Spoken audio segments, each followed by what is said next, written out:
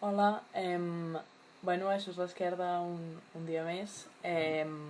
M'espero 5 minutets, aviam si va entrar una mica de gent i així arribem a les 7 i llavors connectarem amb el Sindicat de Músics Activistes de Catalunya per parlar una mica de la seva situació a nivell general i concretament ara amb tot el context del coronavirus, no? I a més amb aquest apagón cultural que van fer el dia 10 i 11, si no m'equivoco, a totes les xarxes socials que hi ha, no? Aviam si...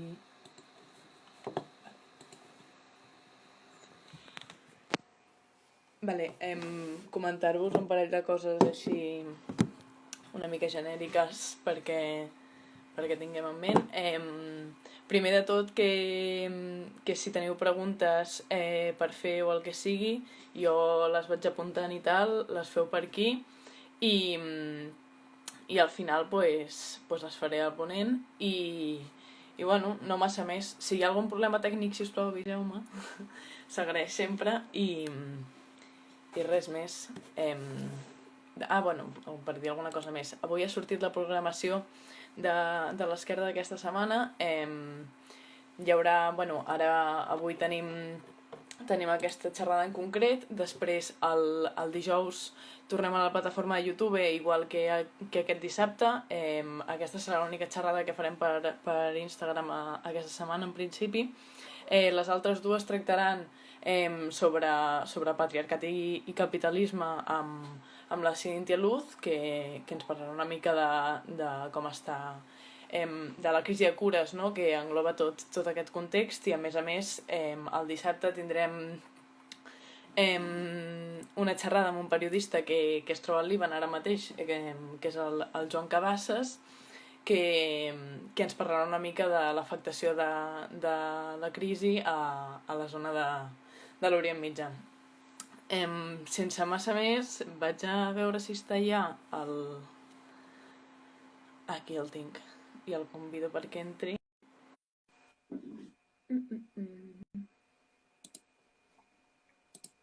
Hola, bona tarda. Bona tarda. Espera't, perquè encara se'm sentirà doble. Què tal? Et vols presentar i dir qui ets i tot això?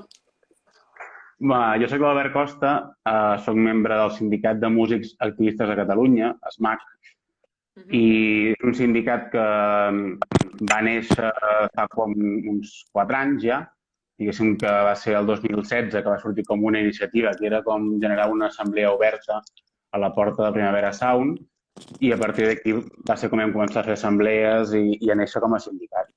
Així diguéssim que com a sindicat ja legalitzat fa uns 3 anys i pico. Molt bé. Bueno, merci per accedir a fer la xerrada, que estem encantats. I bueno, primer de tot, bueno, a part d'on sorgiu, que ja ens has dit una mica, si ens podries fer una petita introducció de quines són les... Ai, espera't, és que m'estic sentint doble i si em sento jo és que ho sent tothom. De quines són les condicions dins del món de la cultura i específicament en el món de la música, no? Sí, bàsicament, molt explicar una miqueta com funciona el món de la música, perquè hi ha molta gent que realment no ho sap o no n'és conscient, no? Diguéssim que, primer de tot, hi ha el marc legal, no? Diguéssim, el marc legal de l'estat espanyol, diguéssim, és el Real Decret 1435 de l'any 85, que el que estableix és que qualsevol concert que es faci, la persona que l'organitza o l'entitat és l'obligada a contractar els músics laboralment. És a dir, com si tu treballes en una empresa qualsevol, no? Això és el marc legal. A part, hi ha un conveni també laboral de treballadors de sales que estableix un salari mínim per sala i que estableix unes certes condicions. Aquestes dues normatives no s'apliquen ni es respecten enlloc. És a dir, hi ha molt poques excepcions. Per ficar-ne algunes, perquè també molt a parlar de la gent que ho fa guai, per exemple, és l'Ateneu de Nou Barris. És un dels pocs llocs on et contacten laboralment. Què fan la resta? O sigui, què fan els ajuntaments, què fan als grans festivals, que fan la majoria de concerts. Et demanen una factura. Llavors, si tu no ets autònom, que és el cas de molts músics que diguéssim que som en situacions més precàries i no poden pagar-se la quota d'autònoms o no volen ser autònoms perquè volen que respecti la llei i que se'ls contracti laboralment, doncs el que hem de fer és recórrer a unes falses cooperatives o empreses de facturació que fan intermediàries i, per tant, es generen relacions de falsos autònoms. I el que fan és cobrar-te un intermediaris, per tant, el teu sou es veu rebaixat i diguéssim que generen un intermediari al mig que fa també que les obligacions del contractant es dilueixin. Què passa també amb això? Perquè això és molt important de saber. Quan a tu contracten en una empresa, el que tu veus com a salari brut, ja diguéssim que és un salari on a part l'empresa ha d'afegir-hi el cost de donar-te d'alta. Això és un 30 i escaig % més de l'import. A nosaltres, els músics, ens diuen has de fer una factura per 150 euros. D'aquests 150, si tu has de passar per una empresa d'aquestes de facturació, t'acaben quedant uns 80 euros. Per tant, imagina't, totes aquestes feines se'n redueixen un munt els salaris i, per tant, ens veiem sempre cobrant uns salaris molt, molt inferiors als que haurien de ser segons la legislació. Que no és la millor i no és la que voldríem, diguéssim, per als treballadors de la música, però si es respectés, tampoc no estaríem tan fotudes com estem ara mateix en aquests moments del coronavirus, no? Sí. De fet, llavors, a part del no respectar la legislació, o sigui, dins dels abusos de precarització amb els que us trobeu ja d'usual, quines serien les condicions una mica òptimes, per dir-ho així, a l'hora de contractar-vos? No només respectant la legislació, òbviament, sinó més enllà. No, clar, l'ideal seria que es contractessin laboralment. Això és el primordial. Després que respectessin uns salaris mínims, també que diguéssim que no estan pactats enlloc, però que ja se saben més o menys o es pot cenyir al conveni aquest que comentava. I bàsicament també hi ha moltes altres coses que ajudarien molt.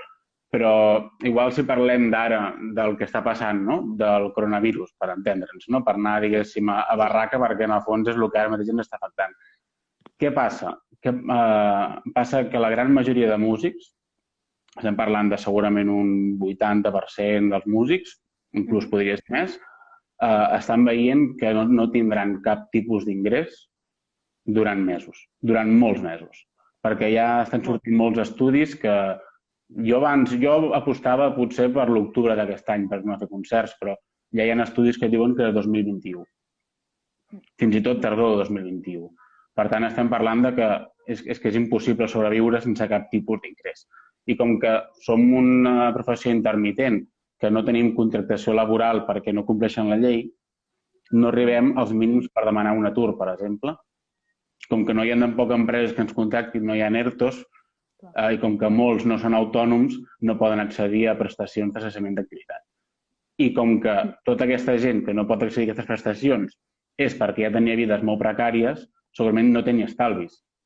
I no parlo només dels músics, parlo d'artistes i parlo de molts treballadors de la cultura i del món en general. És a dir, el que demanem no són mesures només pel músic, sinó que demanem que hi hagi una renda garantida per tota la ciutadania i, a part, hi ha altres coses específiques pel món de la cultura. Però creiem que l'única manera de sortir d'això i no deixar enrere ningú és una renda garantida per tothom. Perdona, es queden a buscar el carregador. Sí, tranquil·la. Un segon de res. Ho sento, Ai.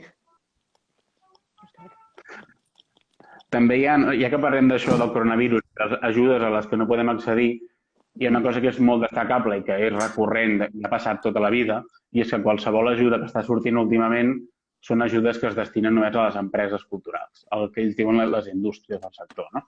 I cap ajuda d'aquestes va directament a les treballadores de la música. Això és molt important, perquè avui han sortit mesures noves de la Generalitat, encara s'han de concretar, però té pinta que tampoc no hi podrem accedir com a treballadores o hi podrem accedir en un percentatge molt baix. De fet, respecte a això, dins del moment d'especial precarització dels músics, no? a més, s'està prenent alguna mesura que compensi això, a part de, o sigui, pels autònoms o falsos autònoms que es podeu trobar dins del món de la música? O tot està No, o gestionat sigui, a la indústria? és a dir, si tu ets autònom com a músic, que alguns pues, ho són, pots acollir-te al cessament d'activitat, que això és un 70% del mínim de base salarial. Però és que hi ha moltíssima gent que no són autònoms. I hi ha molta gent que igual sortiran ajudes que et demanaran que tu justifiquis la feina que has perdut. I això és impossible, perquè molts músics que no treballem en un sol grup, no? I que és un sol grup que et dona la feina, per entendre, sinó que vivim de fer bolos ara amb un, ara amb un altre, ara fas una gravació, ara fas un taller de no sé què. Molts cops són feines que et surten d'una setmana per l'altra. És a dir, jo vaig a fer un concert aquest dissabte amb no sé quin grup, parlem amb no sé qui, hòstia, doncs mira, vine tal dia a tocar no sé on. És a dir, moltes feines surten d'un dia per l'altre, o d'una setmana per l'altra. Moltes feines estaven per tancar-se i no s'han tancat. No pots justificar aquestes feines perdudes. És impossible. Clar. Llavors, altres ajudes que han sortit? Pues les GAE, per exemple, és que avui ho estaven ara analitzant-ho.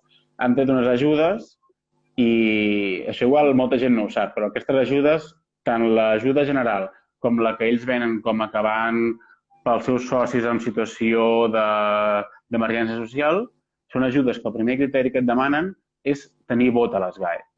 Això molta gent no ho sap. Tu, per ser soci de les GAE, no tens vot a les GAE. Les GAE funciona de forma censitària feudal. Tu no tens vot fins que no has venut X diners. És a dir, si no generes X diners, tu no tens vot a les GAE. Per tant, crec que és un 70 i escaig % de socis no tenen dret de vot a les GAE. Imagina't què vol dir per ells situació precària. I tan precària. Per les GAE, vull dir, imagina't.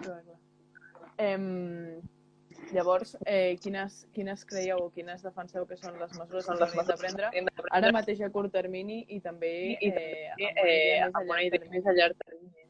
Sí, nosaltres vam treure un manifest, ara ja fa bastants dies, de 8 punts que creiem que són d'emergència, bàsicament. Un, que és declarar els béns culturals de primera necessitat, perquè aquests dies s'està veient, no? Que tu estàs a casa consumint tot el dia cultura i és una cosa que ens està ajudant aquests dies a tirar endavant, no? I a poder tenir, doncs, o llegeixes llibres, o mires pel·lícules, o escoltes música, o veus concerts. Per tant, això s'hauria de declarar un bé de primera necessitat per també donar-li valor. Creiem que el que ajudarà més és una prestació extraordinària dirigida a totes les treballadores, però a totes les treballadores, no només de la música i no només de l'art. Això és molt important.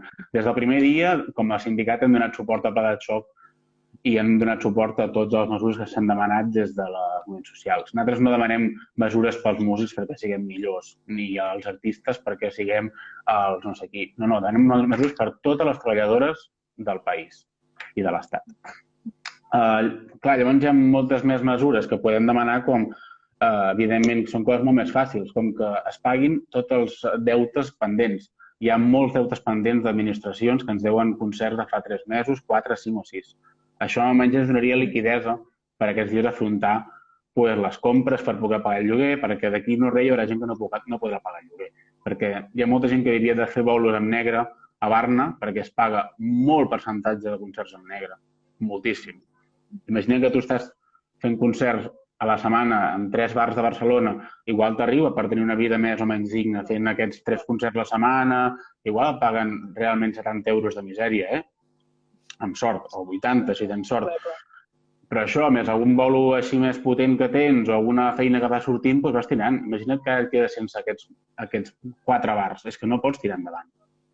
Per tant, o hi ha ajudes per tothom o això no es tirarà endavant. I que es parla molt aquests dies també de les cancel·lacions i de les suspensions de concerts i aplaçaments.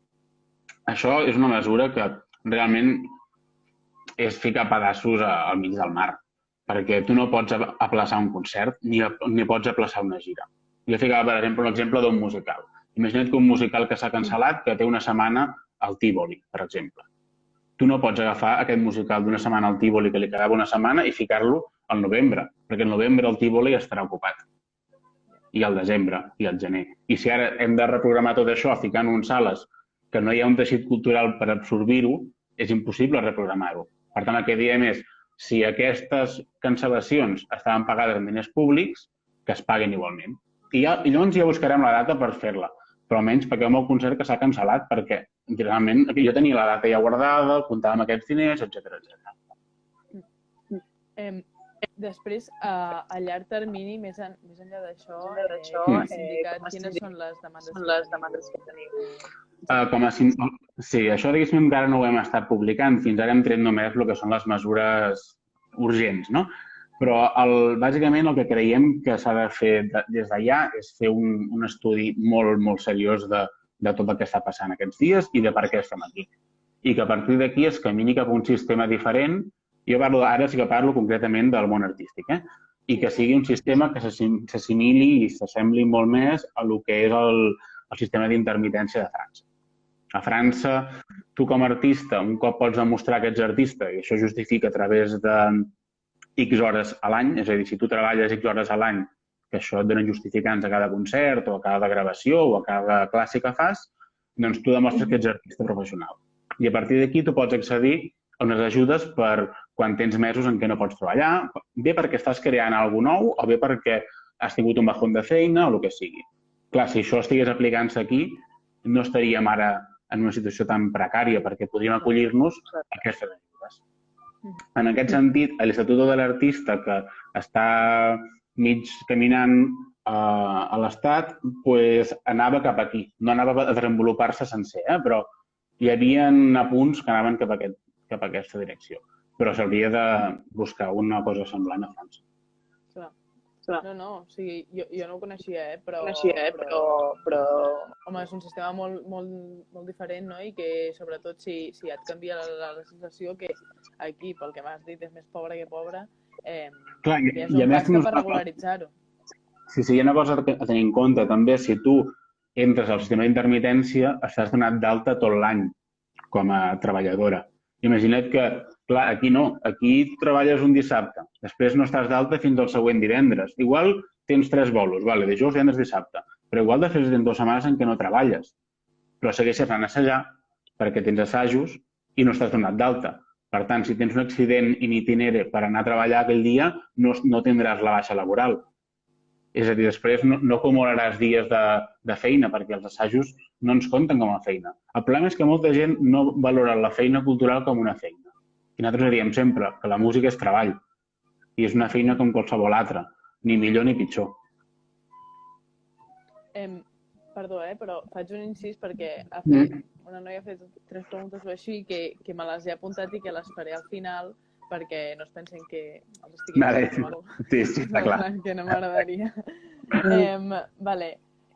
Llavors, perdó, que ara m'he liat una mica. D'acord, sí. Ara per preguntar-te una mica sobre la pagada cultural que hi va haver el 10 i 11, si no m'equivoco. Sí. Com veu participar d'això i si podríeu explicar una mica com apareix, com s'integra d'aquí i tal. Sí, diguéssim que, jo t'ho explico així transparentment, vull dir, perquè això diguéssim que és una cosa que no s'ha explicat molt encara a les xarxes, però, ho explico tal qual. El dimecres, no sé si era dimarts a la nit, ja vam començar a fer alguna publicació a xarxes com donant ja, ficant la llavor per començar a fer alguna cosa així, no? El dijous ja vam començar, el dia 8, quin dia va ser? No sé on estem dient. És igual. 2 dies abans de la vaga ja vam començar a pensar-hi i vam començar a intentar moure una pagada cultural. Nosaltres volíem que fos una vaga cultural, però volíem que fos la setmana vinent, és a dir, aquesta setmana. Vam començar a enviar correus i vam començar a fer xarxa amb altres col·lectius perquè fos una cosa ben organitzada i potent. Però hi va haver la típica confusió de que algú va rebre un mail, va reenviar-lo, que no l'havia de reenviar, va sumar-se que una persona va fer un tuit que va ser més viral del que semblava que seria i de cop va explotar. I va explotar tan fort que va ser tipus, hòstia, què fem? Ho fem ja, això és demà passat, si no ho fem això ara segurament no es podrà fer 2 vegades perquè això funciona així. I si de cop surt una cosa a mitges i la setmana que ve vols fer-ho bé, ja no tindria la força ni el seguiment, s'hauria estat impossible. Llavors, en el fons, com a sindicat, vam ser dels impulsors. El que passa és que després, com que es va anar apropiant per altres col·lectius, potser, o altres sindicats, com la Unió d'Actors, que després va decidir unilateralment desconvocar un cop el Ministeri va oferir la reunió aquesta i a partir d'aquí es va diluir. El segon dia va ser menys potent que el primer. Però el primer estem molt contentes perquè va tenir molta repercussió i realment va tenir molta força.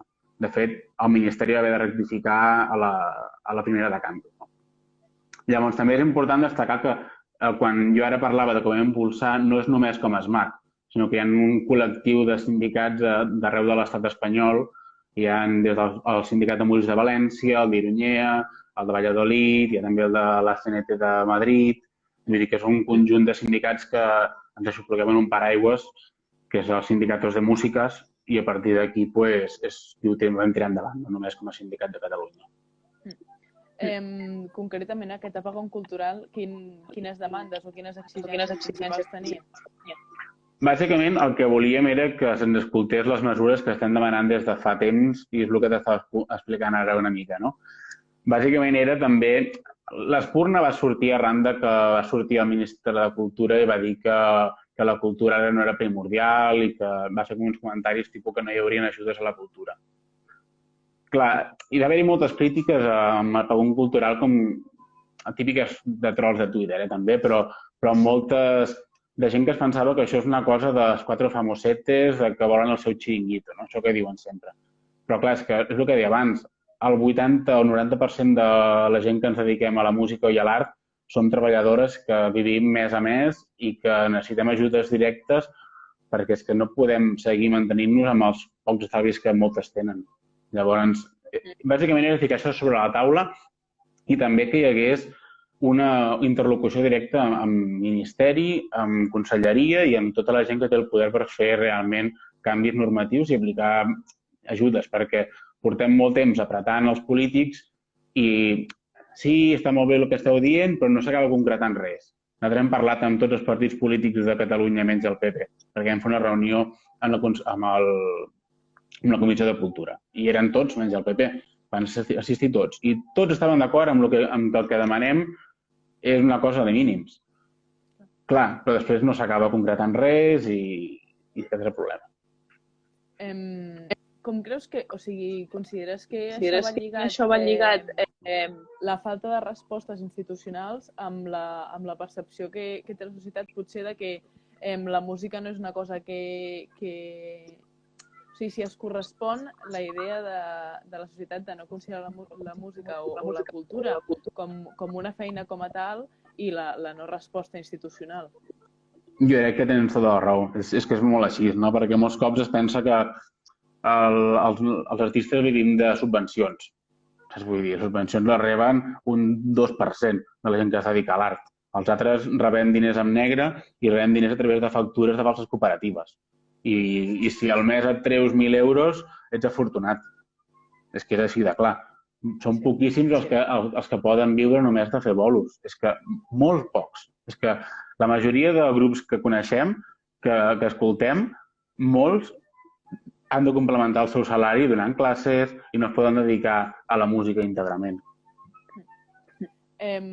Després, com creus que en sortirà el món de la música veient la importància que potser li està donant la gent al fet de la cultura com una cosa que ens està ajudant a portar tot aquest confinament? Com creus que en sortirà el món de la música de tota aquesta situació? Jo, com m'agradaria que en sortís, és més conscienciat. I aquí, o sigui, jo intento parlar per si hi ha gent aquí que és música i està escoltant-ho. Crec que és superimportant que ens afiliem a un sindicat. Perquè és que si no estem organitzades no ens escoltaran i no tindrem força com a col·lectiu perquè les nostres reivindicacions arribin on han d'arribar. Perquè en el fons sempre és el mateix. Si ja és difícil que les treballadores es sindiquin amb sindicats combatius, els músics encara és molt més difícil perquè porten una vida molt individual, molt d'estudi personal a casa i llavors és molt difícil que a vegades s'impliquin en espais d'acció col·lectiva. I per tant és molt important que ens ajuntem. Perquè és que si no, després vas als llocs i es pensen que no ets prou, perquè sempre hi ha... Però quants afiliats teniu? Clar, és que si som pocs afiliats no arribarem enlloc. Llavors, jo com em penso que ens sortirem, no sé com ens sortirem, la veritat, perquè quan vas mirant això de que fins al 2021 pot ser que hi hagi concerts, o es canvia tot el sistema de fer concerts o no sé què farem, la veritat. Perquè fer 4 concerts per streaming, això ara perquè portem 4 setmanes, però d'aquí no res serà... És que, clar, tu pots fer un concert en streaming si ets un cantautor, potser, o si tens molts mitjans, però és que jo, diguéssim que jo no puc ara accedir al meu lloc de treball normal, per tant no tinc ni micròfons, ni un estudi on poder gravar, llavors hi ha molta gent que no té els mitjans ara mateix per poder fer la seva feina. I és que ni que fos fer streaming des de casa no pot fer-ho perquè no té els mitjans. Ja. I, bueno, l'última nostra, però han anat sortint preguntes i tal. Concretament en aquest context de crisi, no? Considereu que, o sigui, vosaltres considereu, no, que la cultura i que la música és un element essencial. Per què creieu que cal reivindicar-les justament en aquesta situació? A veure, creiem que cal reivindicar-lo perquè la cultura és la base de tota la societat perquè avanci, no? Perquè sigui crítica i perquè repensi ella mateixa i perquè avanci cap al futur millor. Aquests dies estem veient que és el que ens ajuda a tirar endavant molts dies i que si la deixem anar, doncs ens quedarem sense una de les poques sostens ara mateix gairebé psicològics que tenim, no? El problema també és que ara hi ha molts músics que necessiten treure la seva música i fer concerts per streaming i jo ho respecto. És a dir, no criticarem des del sindicat ara a tota la gent que està fent concerts en streaming, però cal tenir molt present que fer concerts ara mateix en streaming gratuïtament és tirar-se un tret al peu, perquè realment estem sense tenir cap mena de salari i a sobre estem regalant la nostra música. Clar, és que és impossible aquestes dues... és impossible. Llavors, des del sindicat també intentarem treure algun tipus de sistema de caixa de resistència col·lectiva pels músics i pels artistes i que impliqui també donar valor a aquests concerts i que siguin retribuïts perquè els que ho facin cobrin, no? Això ho estem treballant perquè sigui una manera de ni que sigui fer algun tipus d'ingrés durant aquests mesos. Bueno, després han sortit algunes preguntes. Primer ens han preguntat quina aposta teniu envers l'ESGAE. Bueno, paraules textuals, s'hauria de reformular o aniquilar, però quina és la vostra posició al respecte? Sí, això és la pregunta de sempre. I sempre és la reflexió que tenim constantment dins del sindicat. És evident que l'ESGAE com a ens ha de reformular-se quasi bé al 100% o desaparèixer. És evident que el monopoli que està tenint sobre els drets d'autor és una cosa feudal pràcticament i que no pot ser que 4 persones que són les que tenen més ingressos siguin qui decideixen com van les noves directrius d'ESGAE, perquè clar, és impossible canviar l'ESGAE a nivell, diguéssim, d'estatuts, perquè tu no pots canviar alguna cosa de l'ESGAE sense dret a vot. Per tant, jo no puc tenir dret a vot a l'ESGAE. També és evident que els autors necessiten moltes vegades que la seva feina sigui retribuïda i que tu estàs composant música i que una cosa que et paguen per fer l'encàrrec i l'altra és que aquesta música s'utilitzi constantment per fer anuncis o per fer qualsevol tipus de reproducció en depèn d'on sigui. És evident que això s'ha de retribuir d'alguna manera, però també és evident que la manera actual és un atracament total. Llavors, això realment és un tema complex, el tema dels drets d'autor i de l'ESGAE, però el que és important és que apareixin altres formes de gestionar els drets d'autor. De fet, a Euskadi hi ha una altra entitat de gestió de drets d'autor que està molt millor i que és molt més de base i que parteix d'unes famílies molt diferents. Després ens pregunten també quina és l'opinió... Aquesta plataforma jo en concret no la conec, però quina és l'opinió que teniu sobre plataformes com Ticketic? Sí, Ticketic és una plataforma que va aparèixer no fa gaire, que diguéssim que té relació amb la gira que estaven preparant Charango, que de fet no crec que la puguin començar tampoc al maig, però que ells volien que fos tot, ara igual m'equivoco, però que vaig parlar amb ells no fa gaire d'això i crec que ho vaig entendre bé, que volien que tot el que anés a votant de la gira fos de residu zero i d'economia social solidària i van trobar que no hi havia cap tipus de plataforma de gestió d'entrades que fos així, perquè hi havia ticketing o altres maneres de vendre entrades, però no hi havia cap que fos un intermediari que no fos, diguéssim, especulador. I aquesta va néixer arrel d'això.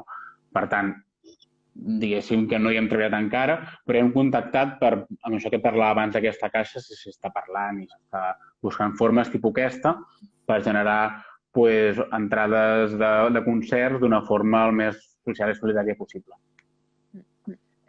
Després també ens han preguntat sobre el seguiment de la pagada cultural, que si en teniu alguna aproximació, si us feu una mínima de quin està. Seguiment de què elaborar? És que clar, és complicat. És complicat. Seguiment de xarxes va ser trending topic a Espanya, 50 i pico mil tuits, va ser bastant potent en aquest sentit. Clar, és molt difícil quantitzar, és a dir, també és el de sempre. Jo visc en la meva bombolla particular i soc molt feliç i, per tant, quan obro el meu Instagram, tothom feia vaga i tothom va penjar a les infografies del sindicat. Però, clar, és difícil conèixer l'abast, perquè és un món que està molt poc sensat i tampoc no tenim molta idea de quants músics som, en el fons. Per tant, no pots saber si 200 músics és un 20% o és un 60%. Clar.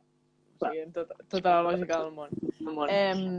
Vale, i després n'han fet una altra que l'han fet no fa molt, espera't un moment, que aquesta com que és una mica més així en abstracte, però si vols dir alguna cosa, si no, doncs no. De mentre. Vols treure una xapa de mentre? Clar.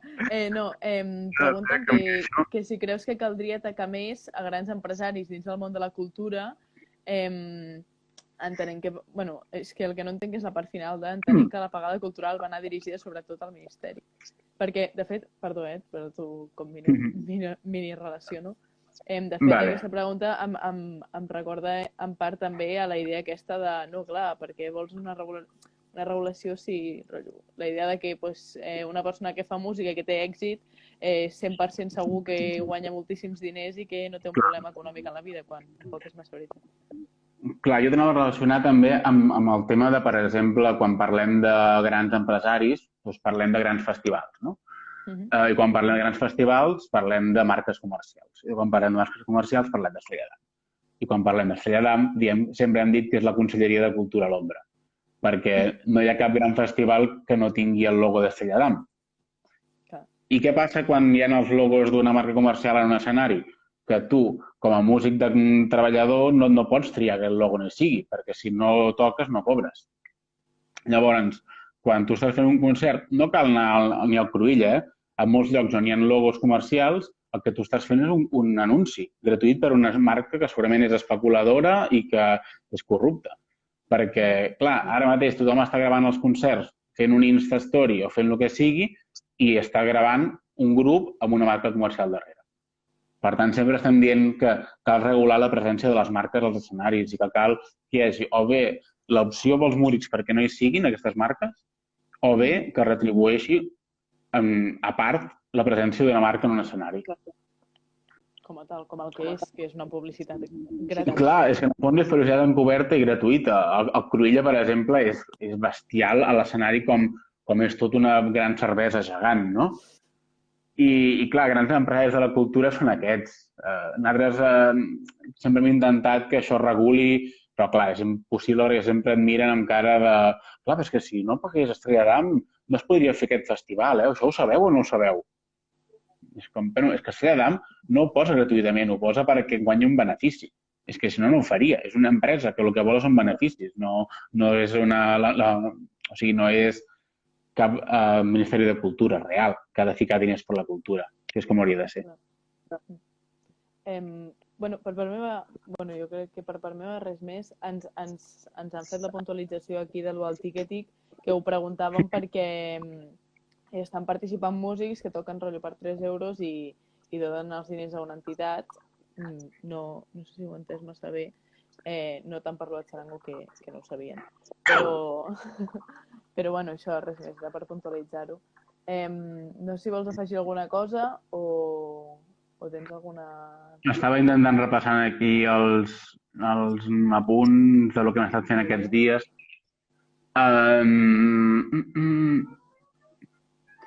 No, bàsicament igual és com tornar a el que parlàvem al principi, com per fer resum, no? De que calen ajudes directes a les treballadores, tant de la música com de qualsevol sector, perquè el que estem afrontant els músics són mesos i mesos i mesos de sense res d'ingressos.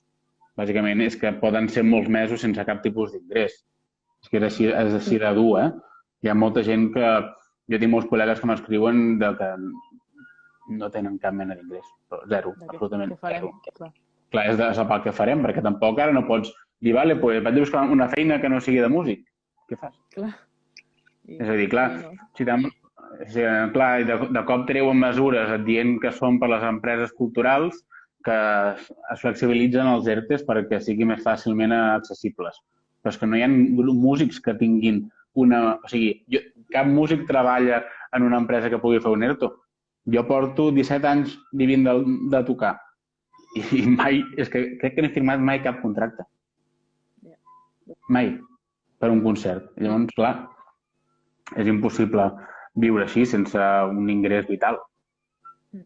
Bueno, pues jo crec que és important, no?, que reflexionem sobretot els que consumim música, bàsicament, i els que consumim cultura al voltant d'aquest tema, que jo, o sigui, és un tema que sempre ha estat prou present, però, bueno, no massa present realment, però que ho tenim molt a prop, no? Ho tenim en el dia a dia i consumim música constantment.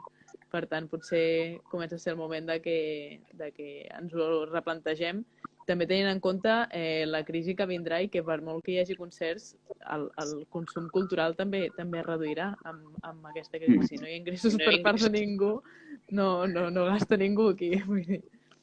Però això, bueno, per part meva, res més. Moltes gràcies per haver fet aquesta entrevista amb nosaltres i fins la pròxima i molts ànims. Moltes gràcies per convidar-nos i per la feina que feu també vosaltres. Un plaer. Adéu. Cuideu-vos. Adéu. Gràcies.